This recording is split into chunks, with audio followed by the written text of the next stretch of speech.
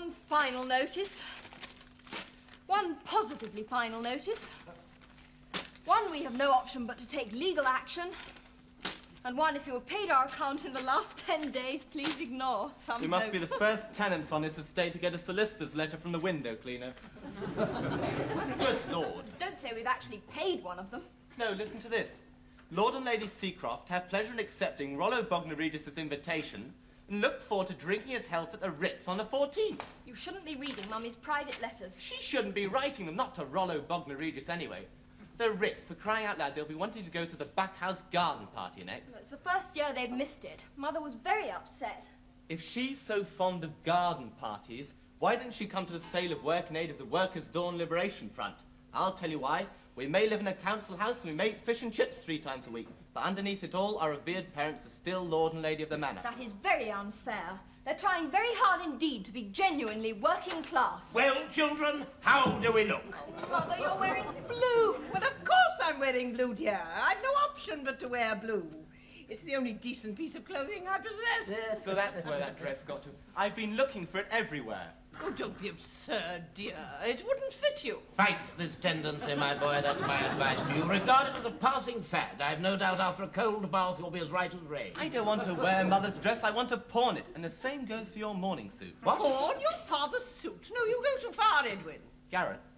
Oh, yes, I was forgetting. We were intending to christen you Edwin in memory of your Uncle George, but that's all in the past. Now, your father, you can't pawn his suit because he's wearing it to Rollo Bognor Regis's wedding on the 14th. Yes, we must support old Rollo in his hour of need. Oh, indeed we must. It's all that friends can do, and there'll be champagne cocktails. Oh, I haven't had a champagne cocktail since goodness knows when. You haven't paid the gas bill since goodness knows when either. You do know they're threatening to cut us off, don't you? They may do as they please. We shall do our cooking over an open fire in We the can future. roast an ox in the garden. Why not? We haven't done that since Seacroft Hall. You'll be hard put to roast half a pound of sausages in the garden.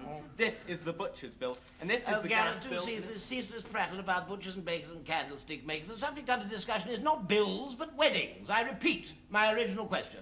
How do I look? like an impoverished peer on the verge of bankruptcy. Dad, you can't afford to go to Rollo Bognor Regis's wedding. But he's my oldest friend. I always go to his weddings. Damn it, I was best man. Mother, Dad, how can I get through to you? Poverty is staring us in the face. The only capital we possess is what you stand up in. If I don't pawn those clothes, we don't eat. Then we shall do without eating. We'll do with an inch off the old tub in any case. You know, Philida, this club has positively shrunk since it was last given an outing. When was it last given an outing? At Lucilla Aldershot's garden. Oh, dear, there's the stain on the elbow where you fell in the punch bowl. No, it isn't. Really? Oh, it all comes back to me. Oh, my God, Gareth wasn't there that much. Do you remember, my darling, the champagne fountain, the music, the dancing on the lawn, and the food? Oh, my sainted aunt, the food. All that caviar and those wild strawberries. Oh. In the conservatory with the late sunlight streaming in and Tommy Kinsman's band playing A Room with a View. Yeah. And you were wearing that apple green number that you bought in Paris. And you had a bunch of thingamy in your hat. And I don't remember whether I mentioned it at the time, Philida, but you looked absolutely stunning. Oh, so did you, Robin. So did you. Meanwhile, back at the council house... There's a little matter of 35 unpaid bills. A fig for your bills and a fig for your council house. Now, look here, Gareth. Your mother and I are prepared to put up with a good deal. I've given up my club, my shooting, and my fishing. Your mother has given up her bridge afternoons. We accept all this with as much grace as we can possibly muster while living in what appears to be a hen coop. We accept that we no longer have our estates, that we get nothing for breakfast, except what appears to be a small mattress floating in milk. We drink inferior sherry. We've cut out the venison, the dry martinis, the canapes, and the petit four after dinner, which, may I say in passing, your mother was inordinately fond. That is so. Be that as it may, such is life, c'est la vie. But one thing they will not take away from us, and that is Rollo Bognor Regis's wedding. Come hell or high water, On the 14th of this month, your mother and I will be firmly ensconced in the Ritz Hotel, swigging champagne cocktails 19 to the dozen. Oh, Robin, how enchanting. Yeah. I knew it couldn't last. And what about the working class? The working class can go and boil its collective head. But you promised you'd join it. But surely it's blazingly obvious we have joined it. Doesn't mean to say we have to dance attendance of it at the end of the day. If the working class requires us on the 14th, they will find us at the Ritz Hotel. And there is no power on God's earth that can stop us. Right? Dad, the bills.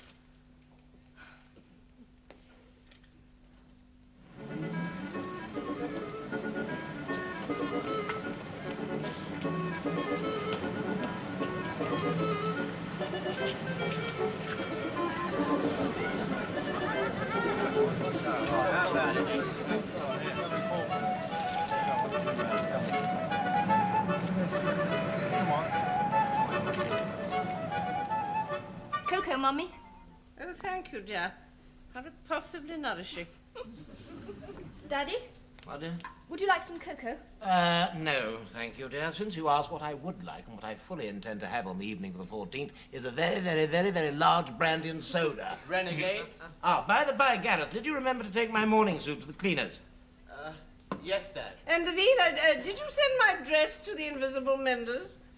Yes, Mummy. And both dress and morning suit will be back in full working order by the 14th, Well, will they or won't they? Yes, Daddy. Good.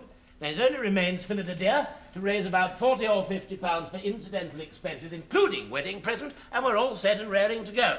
Now, the question is, how does one raise 40 or 50 pounds? Well, there is such a thing as working for it. Yes, Gareth, I've given some thought to working for it, and on principle, I think it's the worst, most damn fool idea I've ever heard in my born days. No. Chickened out, haven't you? You've reverted to form.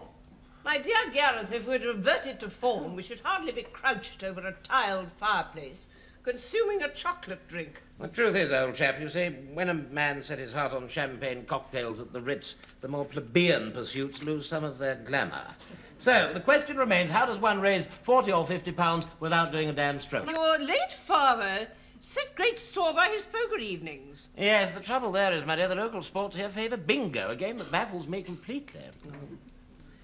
Well, then there were his Saturdays. One Easter Saturday, he made £2,000.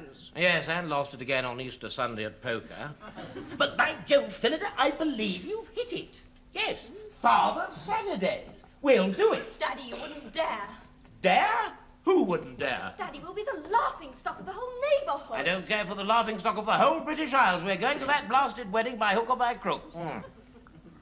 Oh, it's got skin on it.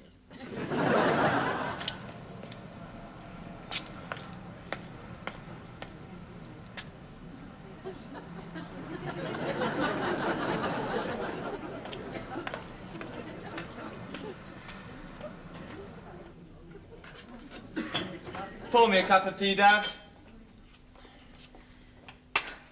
Still don't see how you can charge 5 pence for a perfectly ordinary box of matches. Well, it's a perfectly ordinary house, isn't it?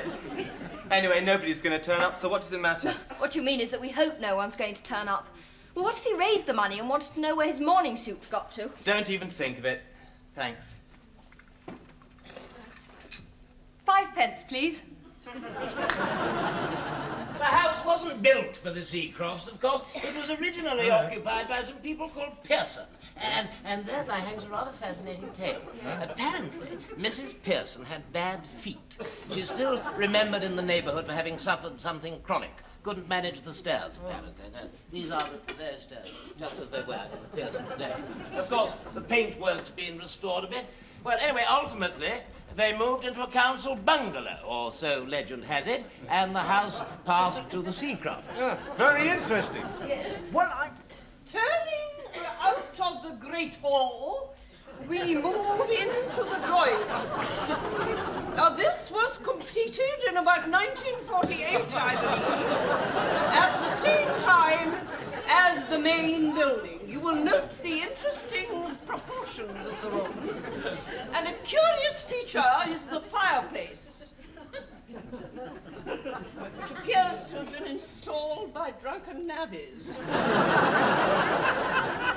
Note the north window with its commanding view of Windermere Drive. The curtains came from Seacroft Hall, where they hung in the old night nursery. The chairs and table came from the High Street Furniture Mart. But the piano, on which you have placed your lolly, belonged to my dear mother, the Honourable Mrs. Throttleton of Throttleton Grange. The Indian or African, I beg your pardon, relics came willy-nilly from the Matabele. The wallpaper was installed by some people named Pearson. And the stain on the east wall was caused by rising damp. The Seacroft family still used the drawing room quite frequently. Occasionally, they dine here informally.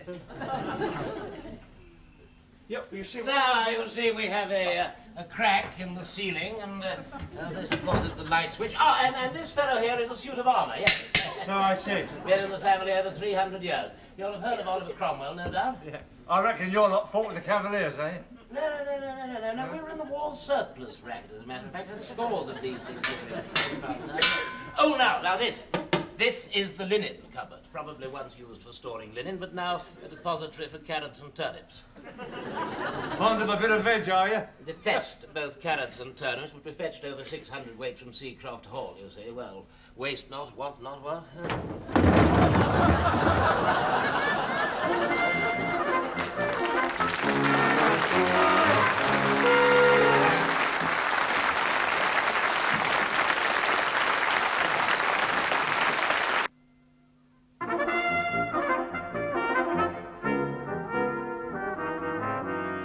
So much for the master bedroom. Sorry you can't actually see inside, but it's damned impossible to contain two people at the same time. Unless one of them's in bed, of course. Fault of my wife, actually, insisted on retaining the Ford poster. Oh. What you're looking at now is a ventilator. It's installed by the Borough Council, I believe. Causes a hell of a draught. Now, let me show you the billiard room. Billiard room? In a house this size? A bit of a tight squeeze for what used to be the box room, but we manage. Yes, we manage. Now, hold hard. Wait a minute. Hang on. Right, in. Right, in. Okay. Hold up. Now, how do you think of that, then? Huh? Very nice indeed. How do you play? How do I play? How do I play, my dear chap? It's the simplest thing in the world. Hold hard. I'll just open the window. Now then. These are famous reproductions from Seacroft Hall. Follow me. That was Hermes, and there's Venus, or Aphrodite. And that is my husband, playing billiards.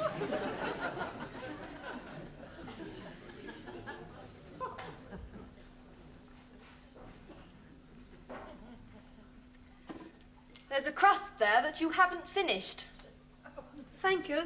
Are you quite sure, little boy, that you've had enough to eat? Yes, thank you. And there's nothing else you'd like to see? No questions you'd like to ask? No, thank you. Then that will be 25 pence to the tea and 10 pence to the visit. 35 pence? I ain't got 35 pence. We'll take a check. But what I mean is, I ain't got no money. No money? Oh, you tiresome child, what are you doing here? Well, I only come to ask if you've got anything for the jumble sale.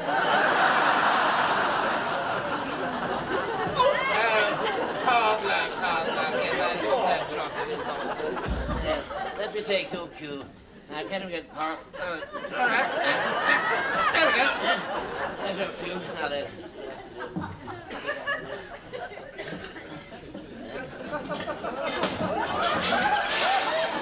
You closed the window? I didn't close the window.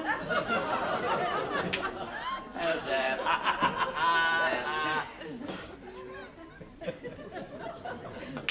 Oh, well done. There you are. Half a quid you owe me then. Yes, well, settle up in due course. Are you sure you would like another game, double or quits? I've got to keep moving. Other calls in the district. You mean other people are throwing open their houses to the public? It's a bit of a cheek, isn't it? I thought of the idea first. If there's nothing else I can show you, we've got rather an interesting boot cupboard downstairs. No, we'll leave that over top. But I tell you what I wouldn't mind seeing. Yeah? That's your gas meter. Gas meter.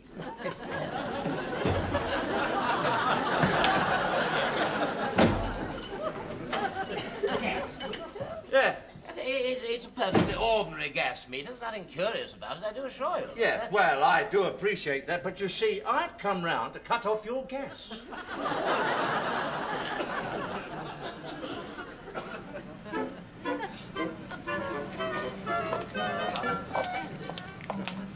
I mean, really, I would have thought somebody would have been... All right, then. Yes. Well, I think you'd rather not.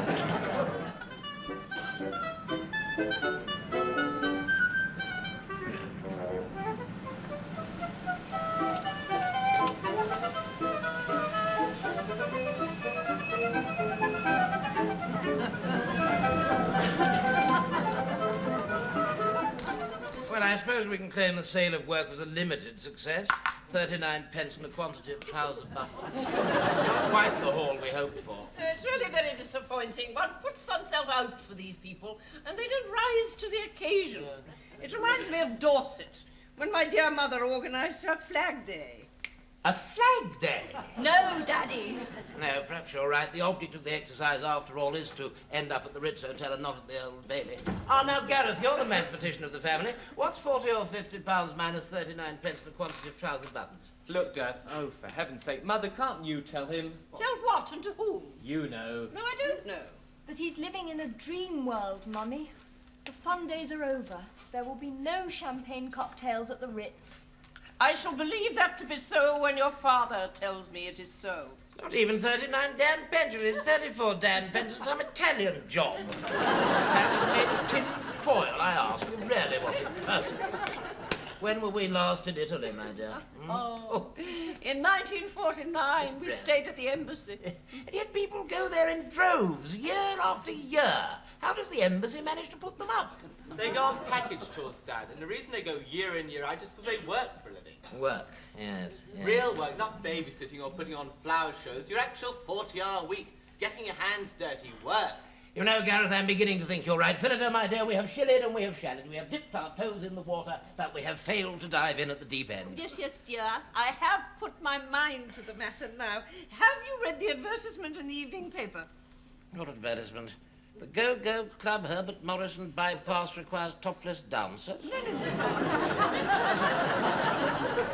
The one that I marked with my fountain pen. Oh, that one. Oh, good God, Phillida, you can't be serious. I'm game, if you are. I do believe you are.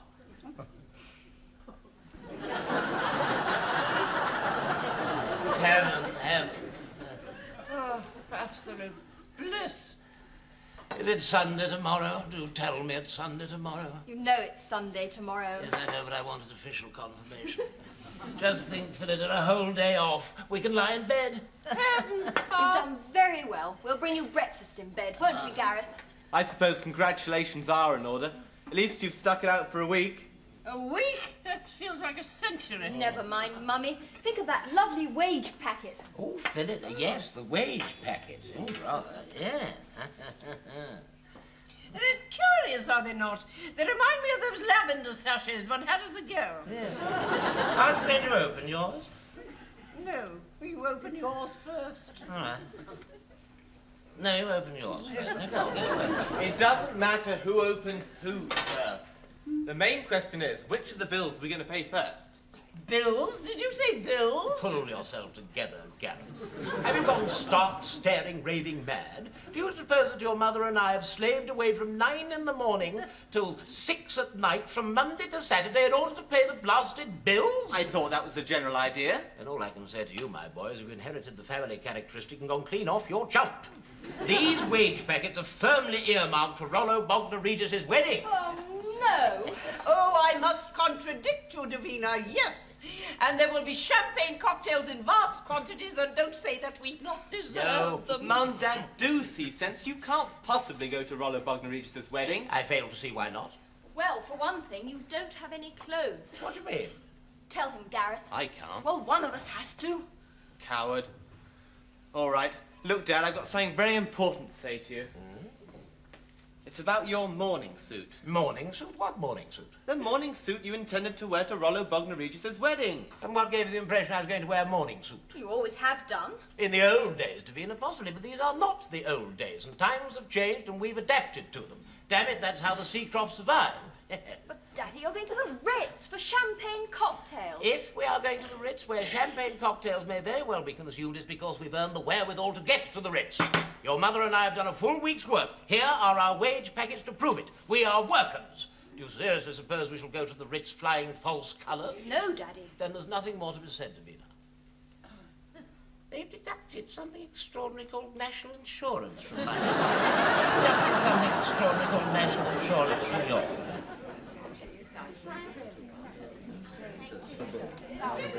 And thank you most frightful. It's charming. Thank you very much.